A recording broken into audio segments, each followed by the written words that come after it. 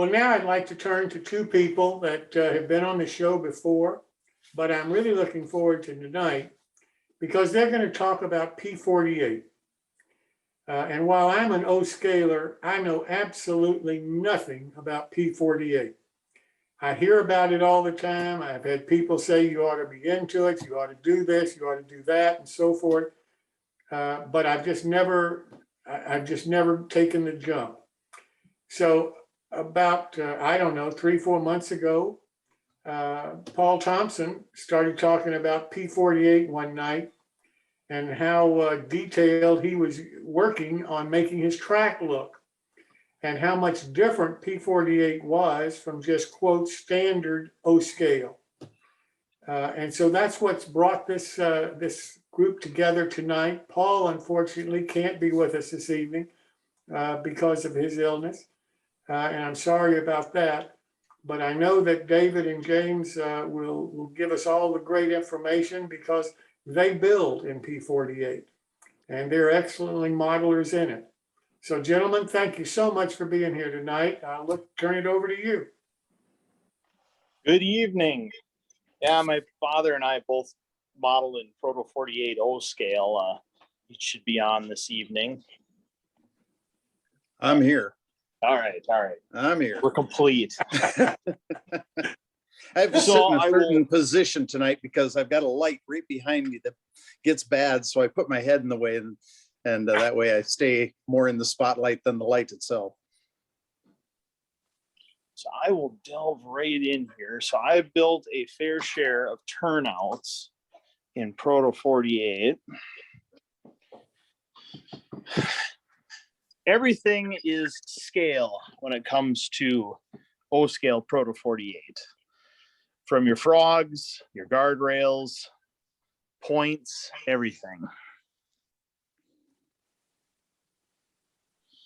And I will just show off full turnouts here. These are all hand-laid turnouts. I use all right-of-way components. He's a one-stop shop for pretty much everything Proto 48, O scale, and everything in between. I have built my fair share of turnouts. I've got somewhere around 25 built at the moment. This is what they look like, absolutely finished. I'll see if I can't zoom in on some of these. Does that come through all right? It's looking good from here. Yes. So right away's turnout kits, they supply you with points. They will supply you with your joint bars. These are separate. They're not part of the kit, but the kit will include the points, the frogs, the guardrails, and then he also supplies rail. You can purchase rail separately, anywhere from, I believe, up from code 100 all the way up to, I think it's code 148 is the maximum for O scale, I believe. And I purchase all my ties, all my detail kits, everything. You can see all the little plates, all my spikes. Like I said, one-stop shop for everything.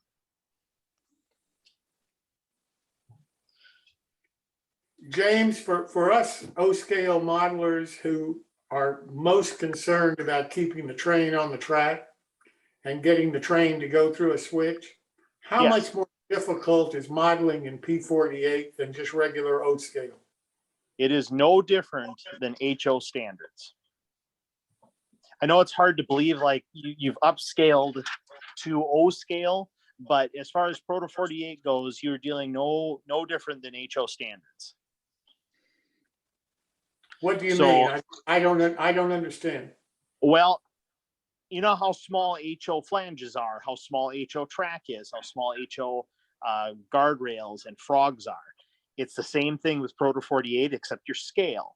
Your scale 4 foot 8.5. You are scale frogs. You are scale flangeways. Everything is scale, and to kind of give a good idea of differences. So we have ourselves O scale there. which is typical. That's typical O scale. And then this is Proto 48. So you're dealing with a flange, or not a flange, a tread that's about the same size as HO compared to regular O scale, which is compared to like 5-foot gauge. Mm-hmm. So realistically, all your standards apply to Proto 48 as they do in regular O scale. Everything's got to be in gauge. Everything has to be laid flat. Well, it doesn't have to be laid flat if you're dealing with mountain grades and such, but everything needs to conform to NMRA standards when it comes to laying track. As long as your turnouts are in gauge, you will have a perfectly running turnout. Now, granted, it takes some practice because it certainly wasn't printed on my butt when I first started into Proto 48. I screwed up a couple of turnouts, and it definitely shows that if you don't do it correctly from the beginning, it's best to just start over. But like I said, if you build in regular O scale, all you're basically doing is moving the rail in. You're moving the rail in, you're adding details. If there's images I can get that'll show this better, just let me know. What are the details that you're talking about? Well, details, and I don't have a good comparison to this because I don't have any 5-foot frogs or anything, but Proto 48 frogs, the flangeway in the frog is much smaller. Details are much finer. So you're dealing with a smaller flangeway because you deal with a prototypical wheel. You're dealing with a much smaller profile than you would with standard O scale. So of course, everything is supposed to look as realistic as possible. Gotcha. But like I said, it's no different than HO standards as far as conformity goes. As long as you follow NMRA standards and you follow in your gauges and whatnot, you will not have any issues. And the NMRA has P48 standards. They do.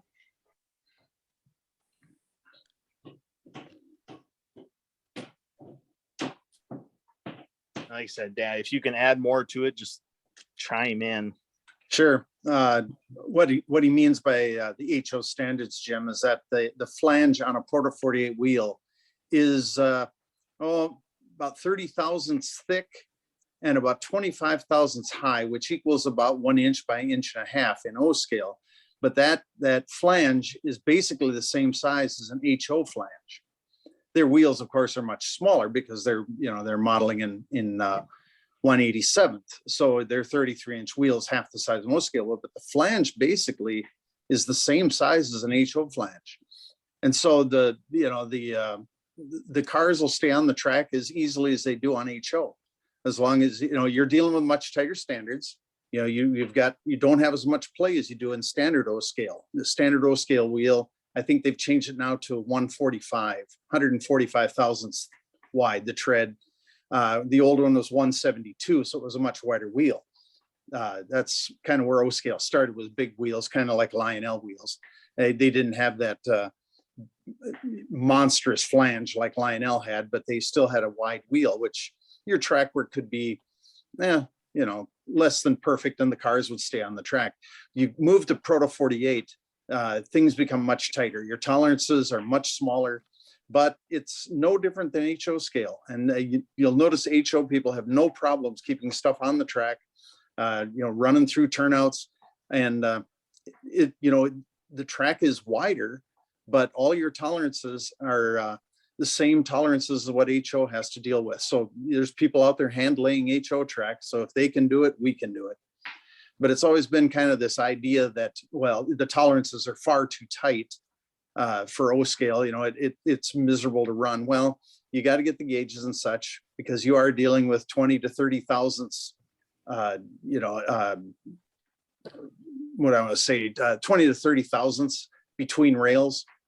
So you are talking a much tighter, but it's, with the stuff available, with the spikes that are coming out now, very fine spikes, and the gauges they have, it's fairly easy to hand lay. It takes a little practice, won't come to you right away, but it works out fairly well.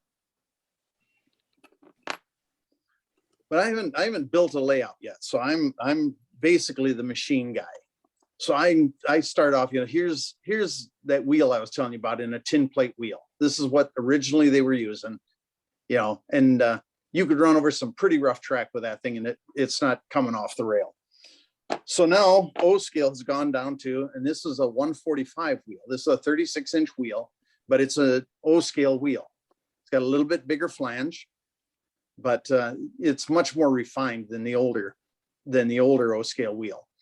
But the flange is probably double the thickness on this as it should be. And then you get down to your Proto 48 wheels, which you get very fine flanges. So I do the machine work. You can really see the difference. Yeah, it's pretty amazing. I got into Proto 48 probably, I want to say 15 years ago, because at the time, most of my stuff was packed away. I didn't have a running layout. I was, working on the railroad and get bumped around, but I decided back then that I'd get involved with it because I had very little equipment that was actually running at the time. And the few things that I had that were running, I could easily change over. And about the only show going back then was maybe Northwest Shortline, and a few people who had lathes and stuff could custom make wheels, but they were very pricey. Northwest Shortline had sintered iron wheels, which aren't the greatest thing in the world, but at the time it was the only show in town. So I bought some of those and put them on the axle and basically just pushed them in a little further, bought a gauge. I believe I got the gauge from Jim Cantor. I probably saw him at Chicago maybe 15 years ago, and they were promoting Proto 48. And I thought, it's a good time to jump into it. I've got very little equipment. Now's the time to do it. The only problem I ran into, of course, 15 years ago, there were very few people doing Proto 48. So you kind of were an island at that point. You weren't going to take your equipment and run it on anyone else's layout. You were basically going to have your own layout and nowhere else to go. That's changed quite a bit now. There's a few Proto 48 layouts here and there. I still keep, all of my stuff is first generation equipment. So anything that I want, I do admire some of the second generation stuff. Well, I keep those at what we call Russian gauge, which is 5 foot. And we'll haul those around to the shows and such. To run on other people's layouts, because the 5 foot is probably the majority of O scale yet, but I think the Proto 48 thing is starting to catch on. And I wish Paul was here tonight. I'd like to have heard the reason that he made the jump from HO over to Proto 48, but it's probably for the detail aspect of it. That's what he told me. And he told me that he was just absolutely amazed at the difference when he would look at hand-laid P48 track from other track that he had seen in O scale. The detail that people were putting into their track was just phenomenal. It is. The fun part is with the flange being 20 thousandths, you could literally hand lay code 80, code 55 rail and still run your trains on it. So you could have some very fine track going into old elevators and such. If you wanted to lay code 70 rail down there, you can, and the Proto 48 wheels will ride on that easily. So it's kind of fun on little used tracks, elevator tracks and such. You can put down some very small rail, and it really is kind of amazing when you wouldn't think that would make much of a difference. But when you look at some of the standard O scale track, and then you get down into very small gauge rail, it's a phenomenal look. Beside the track and besides the wheel, what other differences are between O scale and P48? About the only other difference, everything else is 1/4 inch. Car bodies, all of that is all 48. The other difference is that you can move the side frames in. On some of the locomotives, the side frames are out a little far. When you run a locomotive and you look down the side, you cannot see the truck. On some tight curves, you'll see the brake cylinder peek around on you, but you can't see the truck. Well, if you look at some of the O scale models, the trucks actually stick out beyond the sides of the car body. Well, when you machine your wheel down and move it in, you can actually move the side frames in enough to get those underneath like they should be. And that makes, you wouldn't think it'd make much of a difference, but when you look at a locomotive with the side frames tucked underneath, and you see a locomotive where the side frames actually extend out beyond the side, it's a phenomenal difference. Steam engines, I don't deal in steam a lot, but I'm told that a lot of the steam engines, the steam chests are either undersized because they've got to get them to fit in there because of the wider wheel gauge. Or some of them, they'll have the proper size steam chest, but where the piston comes out of the steam chest, the hole is drilled off center. And it's about the only way they can do it to make it look like a prototype American locomotive. So, outside of that, pretty much everything else is 1/4 inch. So it works out right. It's mostly just trucks. Like I say, side frames are moving in. Right Away, I know, makes new bolsters for some of the common trucks in O scale, and you put the new bolster in and it pulls those side frames in. And the Proto 48 axles are a little bit narrower so that you can bring those side frames in. Some people don't bother. They'll just put the wheels on there, move them in a little bit and run them the way they are. They don't care. And it's kind of the beauty of model railroading. If you want to go through all the trouble, you can. If you want to go part way, you can. I know people that are going to remain in the 5-foot scale, but they put Proto 48 wheels on everything, and they go to Proto 48 standards other than the rail. They keep it at 5 foot so that it's just simpler. You don't have to move the side frames in. You don't have to do all of that. It's a personal thought. Whatever you want to, whatever level you want to run to. My layout's going to tend to be small with not a lot of equipment, so I'm going to go through all the trouble to put in the narrower side frames, the Proto 48 wheels, go through the handling of the track. But my layout will probably have 15 to 20 turnouts maximum. So it's well within the realm. I can spend the extra time, make this stuff work. If you're building a massive layout, then you're probably going to want some pre-made Proto 48 turnouts. But it's a personal choice. Who makes pre-made turnouts, Dave? I know that Jay Criswell was working on some. I don't know that he has them out yet. I'm sure it's easy enough to find out, but I know he was working on some. I believe Micro Engineering's got the regular track available for Proto 48. So you can get the track, but there was a company at one time making Proto 48 turnouts, and I can't remember. I bought some of them. The rail was a little large, and they didn't have any ties. You had to handle the ties, and then you set the track on the ties and remove the strips. Some of those are still floating around. I see them at some of the flea markets, and so there were a few back in the day. I know House of Duddy, of course, when Ed Duddy was still alive, he was doing some of the track. He was doing some of the turnouts. That was probably where I saw those turnouts. I know Right Away was, back before Jay owned it. It was Lou Cross owned the company, and he made components like what James is buying. And Jay Criswell got that company when Lou passed and is continuing on with the tradition. So yeah, it's catching on. More and more items are becoming available. I know Protocraft makes the trucks already to Proto 48. Jay Criswell makes trucks to Proto 48. He'll make drives. So the stuff is becoming more and more accessible, which will make life a lot easier than having to turn your own wheels down and having to push the wheels on the axles and such. You can buy the stuff already made up this way, and that's quite a saying. Rich Yoder's another one, makes trucks that you can buy that are already Proto 48. Basically, take the trucks off your car, screw them to the car that you want, and set her on the track. And coupler height is the same. That doesn't change in Proto 48, which I think is like 32.5 inches to the middle of the coupler. But that doesn't change because of Proto 48. You may have to raise your car up a little bit because the wheel might sit a little bit lower. It shouldn't. Everything should be the same because the tread's going to be the same in standard O as it is in 48, the diameter of the wheel. So it should just pop on there. And if your coupler height was correct before, other than the truck itself, it should be close. Hey, Dave, I was going to say the coupler height does not change. Dave, it's Clark Kooning. Fast Tracks, we also make a Proto 48 fixture. Oh, excellent. Excellent. Yeah.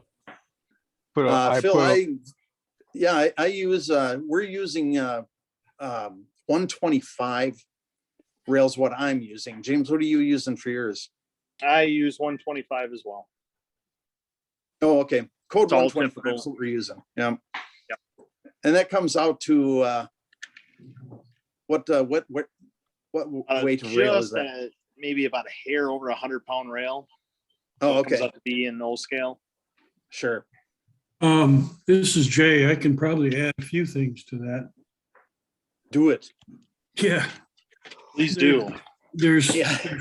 there's two companies that make turnouts in Proto 48. There's Brad Strong with Signature Switch, and there's Bill McConnell with O-scale turnouts. We are building kits now that are similar to the old Pullman kit, in that the straps to hold everything engaged with the kits is on the top of the railhead, and they're made to be spiked down to wood ties. And then as you're spiking it down, you remove the straps across the top.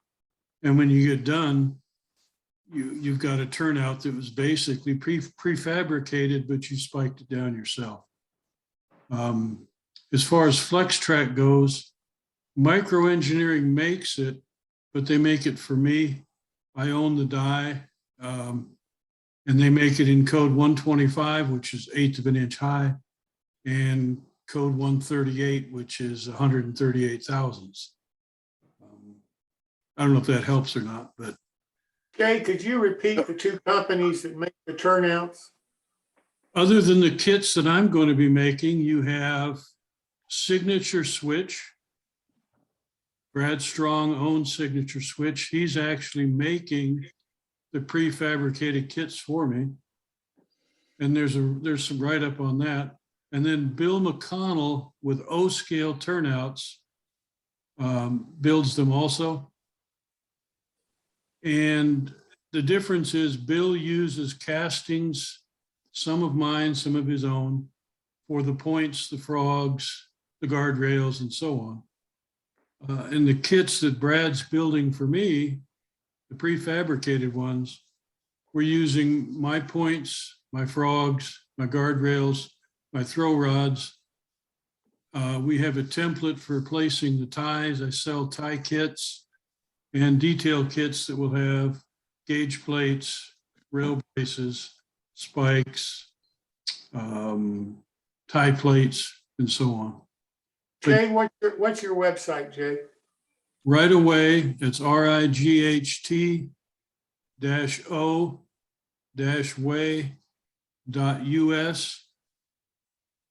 Now, the website is not very good. We're building a new one. My granddaughter used to maintain it for me and add things and fix things as they break. But with the pandemic, she can't come over here anymore. So maintaining the website's up to me, and it's over my pay grade. I do understand that problem. Yeah. Is your email on your website? Yes, it is. Gotcha. And my phone number. And Great.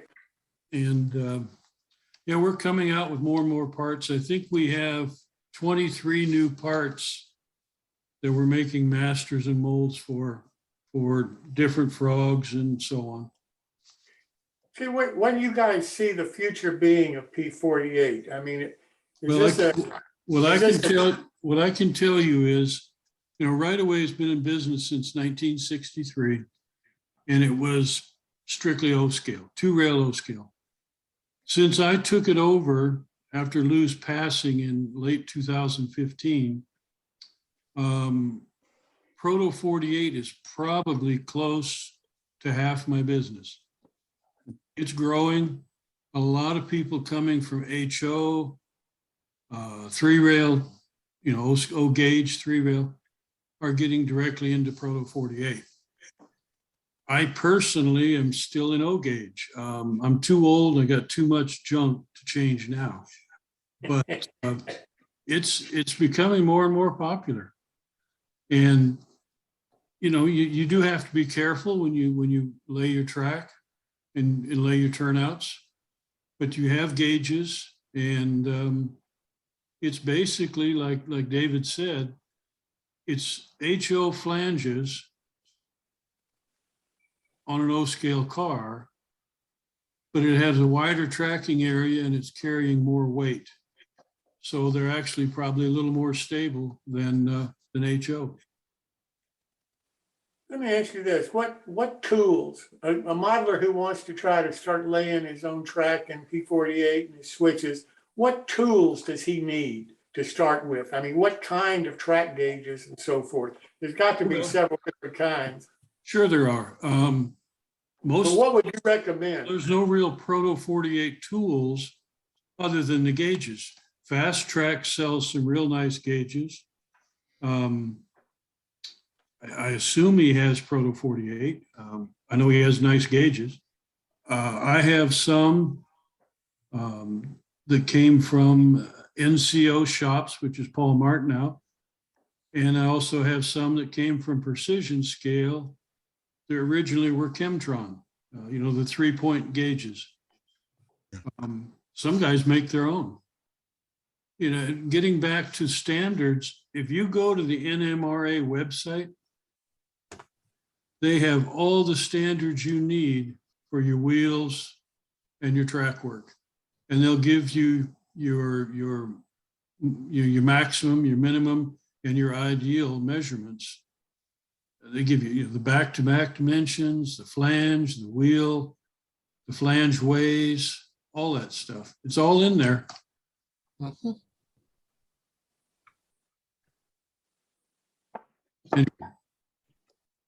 This is probably one of the niftiest pieces I purchased. Oh, the this gauge little block. Yep, Yeah, this block here. Gauge And- block. Yep. If you basically mount your wheels in here and you press it up against that block and they'll be perfectly gauged.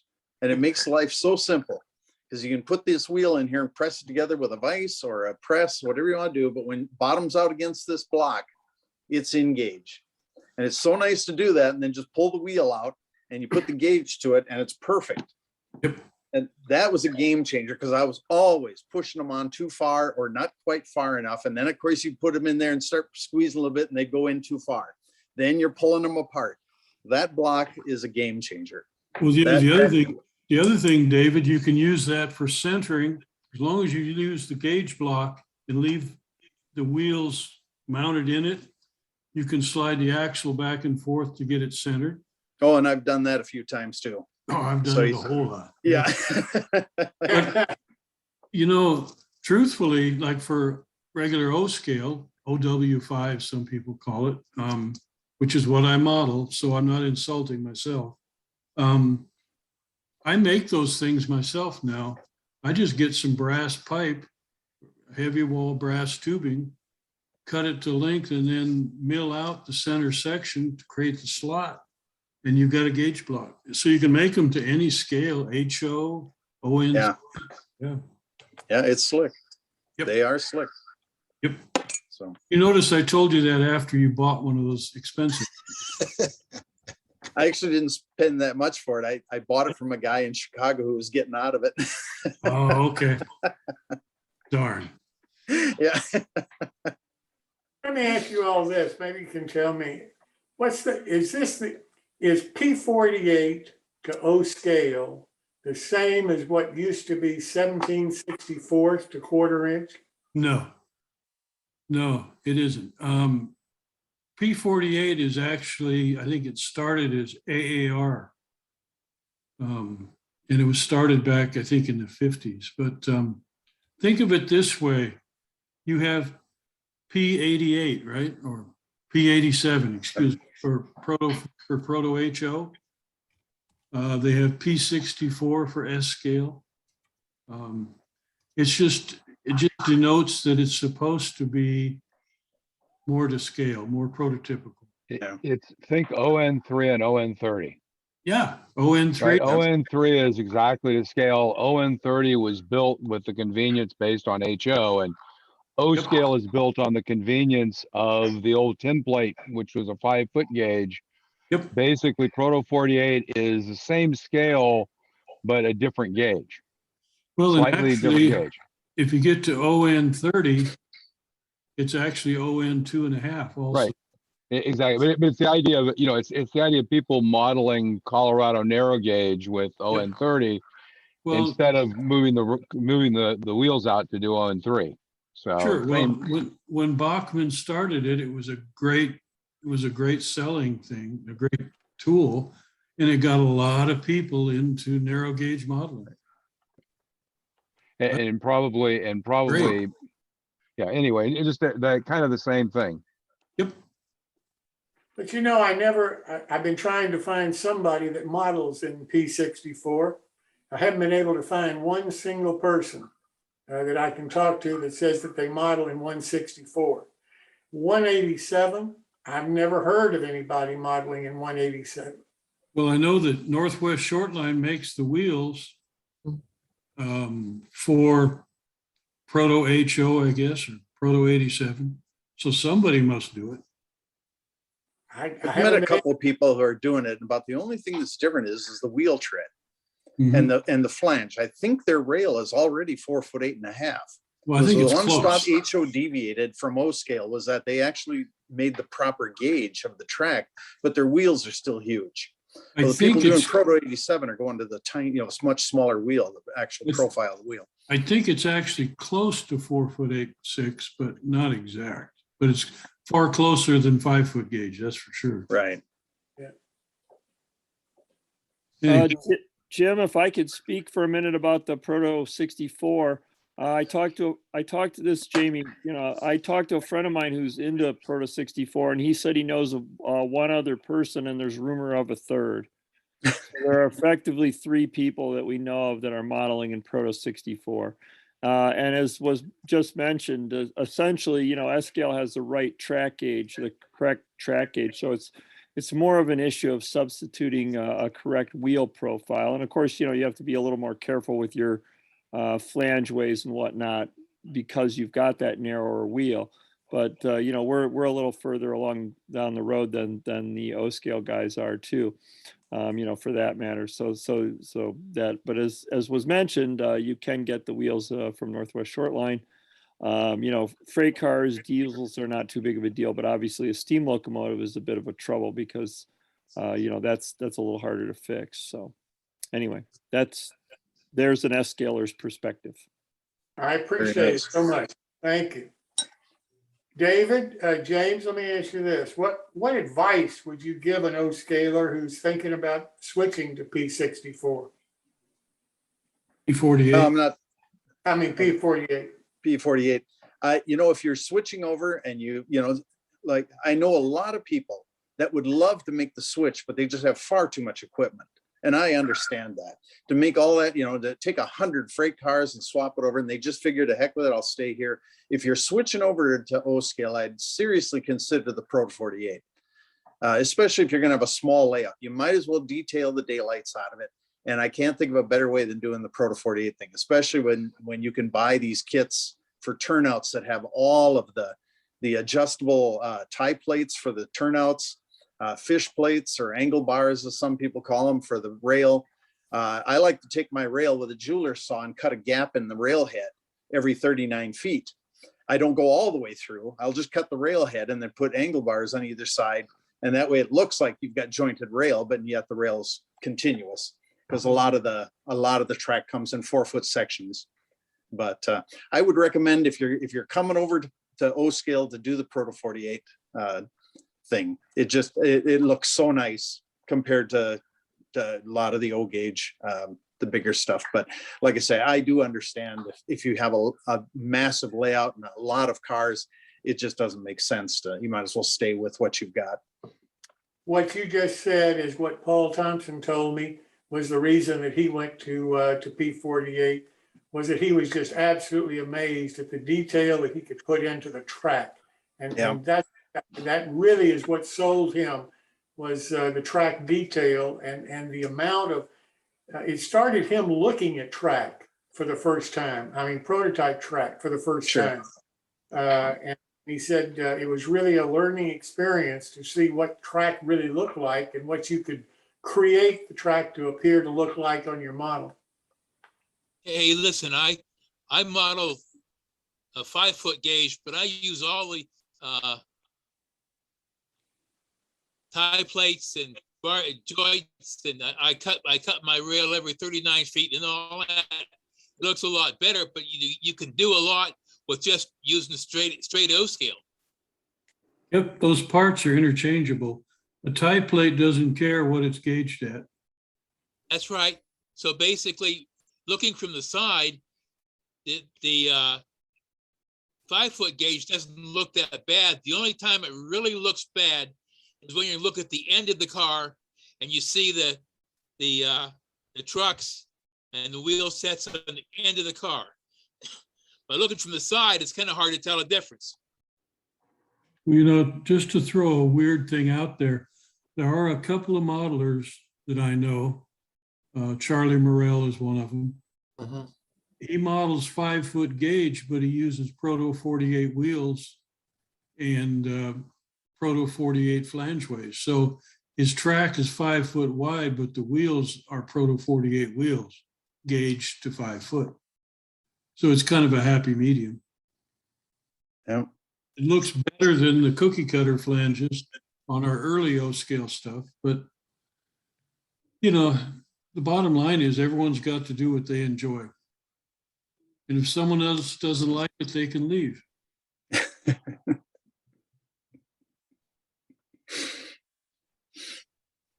Yeah, the first time I noticed the difference in Proto 48 was my Atlas F units, of all things. They would go around a curve and knock the steps off of the locomotive.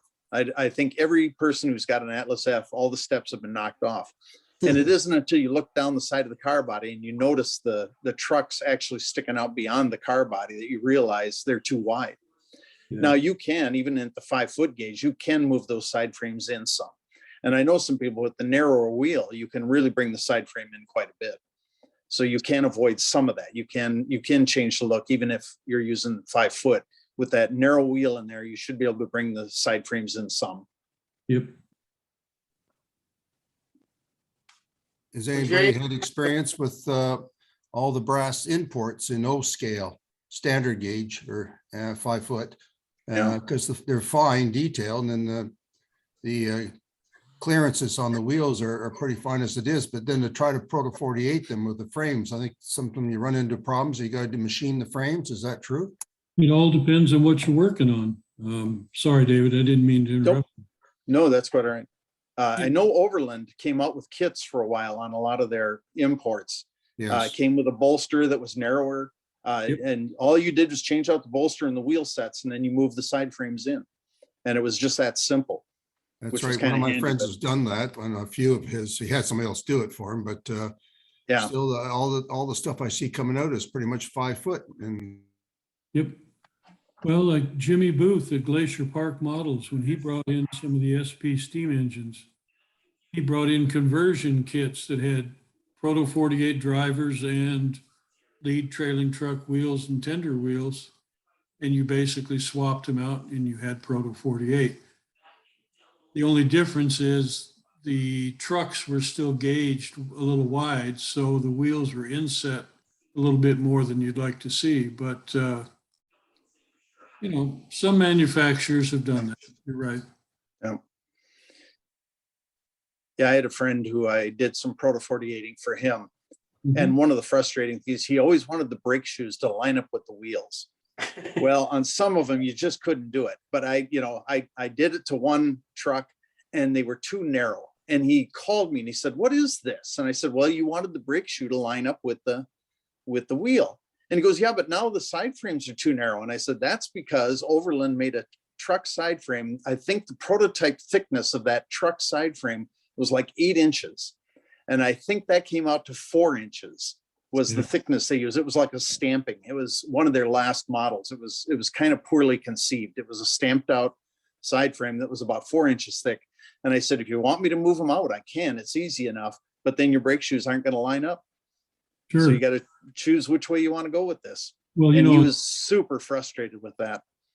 well, you know, it's like steam engines for Proto 48. One of the compromises they make when they're building an O scale forgive the term, OW5 engine, is that the counterweights are made far thinner, so they don't stick out as far. Yeah. That's the compromises. When we do them in Proto 48, oftentimes we'll laminate more material on the face of the counterweight to get it back out where it belongs. It Yeah. gives you that massive look on the counterweights, like the prototype. Yeah. Yeah, I'm doing one steam engine for myself. I've got a Masabi Yellowstone. It's an MTH. Yeah, why And I start with something small? Yeah. Go big or go home. So anyway, I started machining the wheels. Stevenson Preservation had the tires for it. So I took the wheels and I machined them down. And of course, just narrowing up the wheel to mount those thinner tires on there made the counterweight huge. In fact, I've got to go down to the museum and measure the actual counterweight on that and see if that actually worked out, or if I've got to laminate some pieces on there to make the counterweight a little bigger. But I don't have a quartering tool. So I may have to, if you make one of those, I may have to hit you up for that. Otherwise, I'll have to see if Northwest Shoreline. But that's where I hit the wall on my steam engine project, and I threw it in a box and went back to doing diesels. We'll get together. You know, All right, sounds good. I've got Northwest Shortline quartering tools. I've got 5 or 6 different ones. And I have Okay. some that I picked up from a guy back east that seemed to work pretty well. I'll send you one to play around with. Sounds good. Sure. Within Proto 48, are there restrictions or like minimum radius, or you just go with a actual prototype radius curves? Well, it's still a compromise. There's oftentimes you don't know until you build it. You kind of have a goal. Obviously, you can't go with 18-inch radius curves. But it depends on the model and how the model was designed and what modifications you can or may need to make. There's no set, there's really no set rule because so many models are different. It's on not, my layout it's only going to be 14 by 21. My minimum radius is going to be 48 inches. And then my maximum is going to be around 60 to 65, but I'm only going to run 40-foot or less cars. I'm not going to be running passenger cars on it. I can't, you know, it looks ridiculous to run a passenger car. And I know that they do it in Lionel, you know, they got these 90-foot cars that are going around a 27-inch curve, and it just looks absolutely ridiculous. So my compromise is going to be 50-foot or shorter is what I'm going to be running. And there won't be many 50-foot cars on there, and first generation power. I want to see that big DM, that steam engine make 48 inch. It's going over to James's house where 90 is the minimum. Oh, okay. Well, Darn. let me ask you this. What isn't available in P48 that needs to be produced?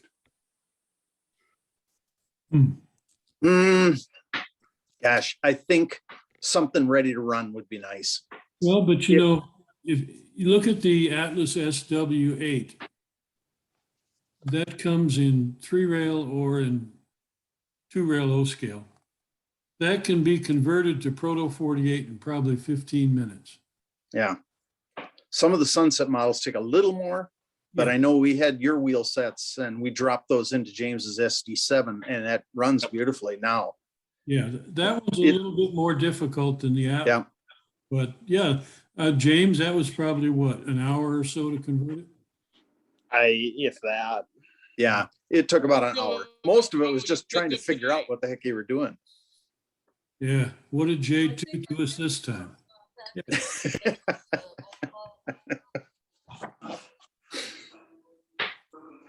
Well, does anybody else have any questions for James, David, or Jay? David, I have a question. It's Lay Pat it on. Guard here. Yes. You had mentioned a gentleman by the name of James Cantor. Is he still manufacturing his templates? I don't think so. I think he's gotten old enough. He's kind of given up. He just plays with his model railroad. I haven't heard of him doing anything. I bought a bunch of stuff from this guy that was getting out of model railroading. He didn't just get out of Proto 48, but I bought his templates and I bought gauges and all kinds of good stuff. I don't think Mr. Cantor's building any of that anymore. I can answer that. Yeah, there's one of them. Right there. James is a friend of mine. Is that one that you got for me, James? Yes, I believe so. Oh, okay, that's a Cantor template right there. James is no longer producing them, but it's mostly because the guy that was doing it for him quit. Now, we have a template. I don't know if, do you have one of those blue templates, James? No, I don't have the blue one. Okay, anyway, no, James isn't doing it anymore. We are starting to, but so far, all we have is the number 6 in Proto 48 and the number 6 in regular O scale. We're working on number 8s right now. Yeah, I've got one of his switches here, number 6. Right.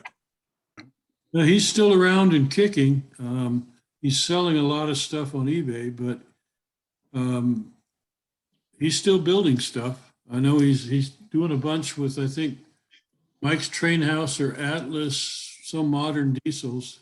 He wanted to buy a bunch of wheels and stuff to start doing his own conversions. It was a nice looking templates, I'll tell you that. Yep. Yeah, they work beautifully also. Yeah, geez, now I wish I had one of mine handy so I could show. Where are they? Anybody else have any questions? Thanks a lot, Jim. Just a note for Dave. Dave, I sent you a request for your email. If you can send it to me in the chat, I put mine in there for you. Absolutely. Yeah, and Fast Tracks, as somebody alluded to, they make 6, 8s, and 10s. So you're not just stuck with a number 6. They have a full fixture that you can get.